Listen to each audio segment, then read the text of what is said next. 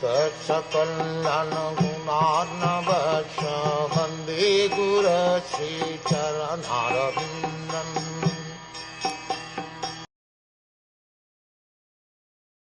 Therefore, whoever desires progressive well-being, especially kings, religionists, public leaders, brahmans and sannyasis, should never come in contact with the four above-mentioned irreligious principles.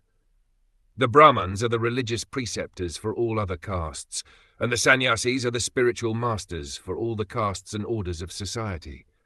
So also are the king and the public leaders, who are responsible for the material welfare of all people. The progressive religionists and those who are responsible human beings, or those who do not want to spoil their valuable human lives, should refrain from all the principles of irreligiosity, especially illicit connection with women. If a Brahman is not truthful, all his claims as a Brahman at once become null and void. If a sannyasi is illicitly connected with women, all his claims as a sannyasi at once become false. Similarly, if the king and the public leader are unnecessarily proud or habituated to drinking and smoking, certainly they become disqualified to discharge public welfare activities. Truthfulness is the basic principle for all religions.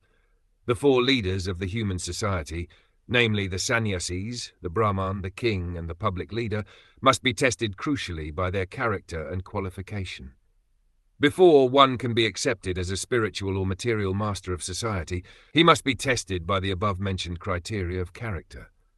Such public leaders may be less qualified in academic qualifications, but it is necessary primarily that they be free from the contamination of the four disqualifications, namely gambling, drinking, prostitution, and animal slaughter.